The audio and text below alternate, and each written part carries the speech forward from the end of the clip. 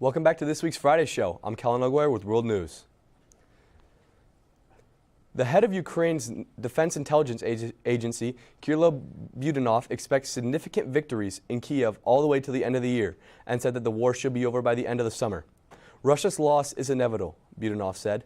He added that these will be significant victories and it cannot be stopped. It will lead to Russia's destruction. These are very bold claims by a very confident Ukraine. Officials around the world believe that Ukraine may have something special in store for Russia.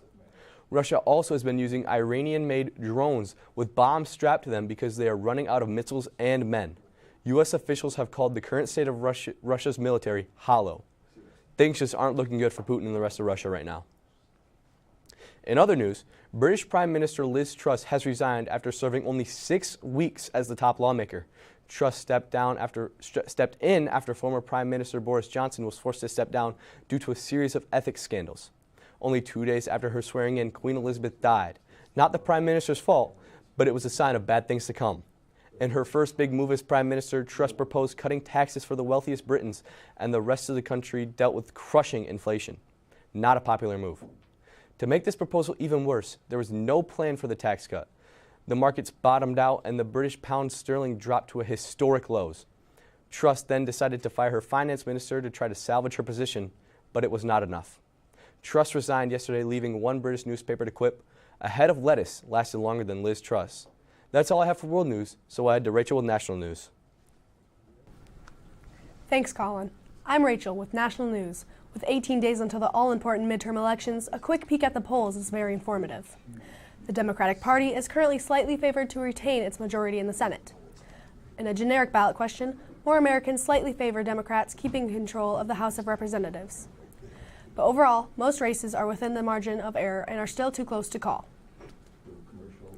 Jana Elementary School, just outside of St. Louis, Missouri in Florissant, was recently found to have consistently extremely high levels of radiation, more than 20 times the acceptable levels, as determined by the government.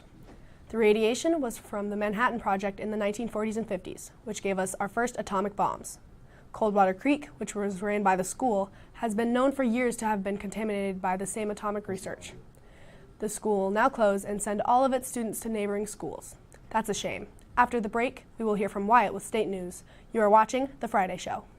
GFL Environmental is one of the nation's largest providers of solid waste collection, transfer, recycling, and disposal services. GFL Environmental is an outstanding service business that is locally managed by professionals living and working in the communities they serve.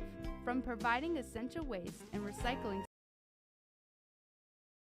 services to assisting local governments and sponsoring community organizations. Putting the community first is the top priority. That's GFL Environment. Thanks, Rachel. The 2022 firearm deer hunting season is almost upon us. Hundreds of thousands of firearm hunting licenses are expected to be sold as hunters head into the woods November 15th this year. The State Department of Natural Resources encourages all hunters to stay safe by wearing warm, bright hunter orange gear. They also wanted to remind hunters that although the penalty for not reporting your deer kill has been reduced, it is still a smart idea to report a bagged deer to make sure that they do not have any diseases. It is estimated the current deer population in Michigan stands at about 2 million. Good luck, hunters. Water testing took place in East Point near Detroit this week. Sadly, the test revealed unhealthy levels of lead in the water supply. The test took place at 30 locations, with 5 of them exceeding the state limit. East Point County officials are encouraging citizens that have lead service lines to be aware of possible lead contamination in their water. The city is offering faucet filters and replacement cartridges. Now over to Jack with local news. Thank you, Wyatt. During the most recent Montrose City Council meeting, zoning ordinances governing medical and recreational marijuana facilities were discussed.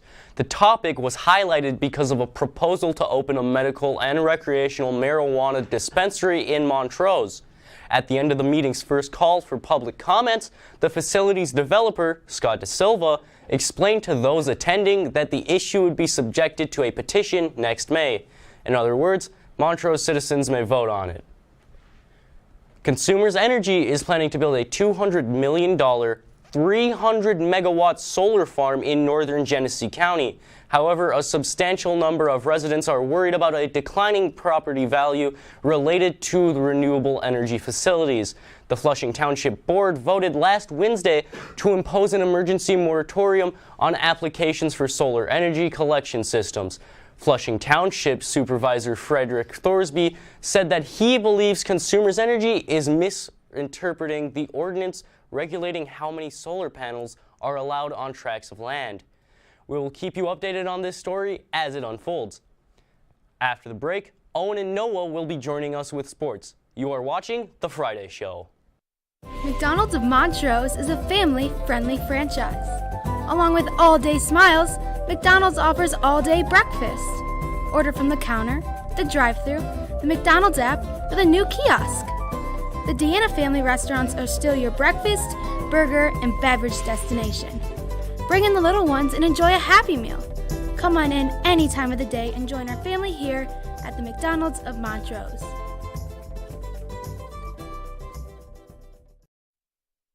Good evening, everyone. I am Noah Gross, bringing you a brief rundown of professional and college sports. Is Michigan a top dog team in college football? Well, with a huge 41-17 blowout win against number 10 Penn State last Saturday, many believe the answer is yes. Michigan running backs racked up over 400 yards, 4 touchdowns as they bump up to number 4 in the AP rankings. That's a lot of fours. Michigan has a bye week in the upcoming week, but next Saturday, the Maize and Blue will host the rival Spartans from East Lansing at 7:30 p.m. Trust me, throw out the records, it's going to be a good one. Michigan State is starting a long climb back to the top with a much-needed win over the struggling Wisconsin Badgers in double overtime last Saturday. The final score was 34-28. The game wasn't pretty either, but breakout receiver Jaden Reed hauled in 9 receptions for 117 yards, and to put icing on the cake, had 1 touchdown as well. Michigan State also has a bye week this week to rest up for the highly anticipated cross-state rivalry game.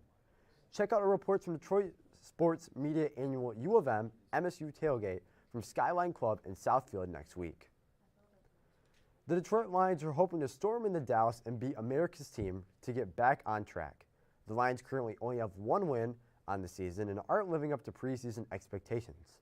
With loads of potential on each side of the ball, they just need to put it together. The only silver lining for the Lions is that they are projected to finish 5-12 and earn a top 5 pick in May for the 2023 college draft. Kickoff in Dallas is slated for 1 p.m. Sunday. Well, that is going to do it for professional sports. Now over to Owen with Hometown Sports. Owen? Thanks, Noah. I'm Owen, bringing you Hometown Sports. The Montrose Rams are currently 5-3 this football season. They hosted the Detroit Lincoln King Academy Wolves on homecoming night last Friday. The Rams dominated the entire game and came out with the win with a final score of 49-13. Michael Stevenson was named the Offensive Player of the Game. Jack Vire and Jackson Perrin won Co-Defensive Player of the Game. Addie Fegis won Special Teams Player of the Game. And your blue-collar player of the game was Owen Emmendorfer once again for the Rams. Tonight the Rams will travel to Laingsburg to battle the Wolfpack in their final game of the regular season with home field advantage on the line. If you want to watch the game in the comfort of your own home, watch Colin Elguire and I broadcast the game on MDM-TV.com. The pregame show starts at 6:45. The show starts at 6:45. Kickoff is at 7 o'clock. Our Lady Rams varsity volleyball team is 2-9 in the year. On Tuesday, the Lady Rams took on the Lakeville Falcons at home and lost 3 out of 3 sets. Last night, the Lady Rams took on the Laingsburg Wolfpack in Laingsburg and came out on the short end once again, losing 3 out of 3 sets. Next week, the Lady Rams will take a trip to Chesaning to battle the Indians. The Lady Rams are having a rough season but are working to bounce back and score some wins to round out the season. The varsity cross-country team has had 11 meets this year. Their last contest was Saturday. The boys' team was led by Joey Galinsky, who came in 67th place out of 114 runners. Overall, the Rams runners placed 12th out of 13 teams. The girls finished 9th place and were led by Isabel Nolico, who came in 38th out of 91 runners. The Rams cross-country team will travel to Carmen Ainsworth next week to run in the Flint Carmen Ainsworth Cavalier Classic. That's it for Hometown Sports. Now to Peyton with today's school announcements. Hello, I'm Peyton here with an update on the school announcements. Tomorrow, the soccer program will host a haunted trail at the soccer fields from 7 to 10 p.m. The cost is $5 per person and $20 per family. Join the fun. A new Segment 1 driver's education class will begin November 7th at the Real Life Church in Montrose. The cost of the course is $375. See Mr. Lunny for a contract. Next Tuesday, the high school and middle school choirs will be performing in the auditorium for their fall concert. The show starts at 7 o'clock. Check it out on MDM-TV.com. That's all for today. Have a great weekend. Now here's Colin with the final word. Thanks, Peyton. And thank you all for tuning into this week's Friday show. We'll be right back here next week, so make sure you tune in. And on behalf of the entire MDM-TV.com crew, I'm Colin Ogwar. Thank you, and have a great weekend.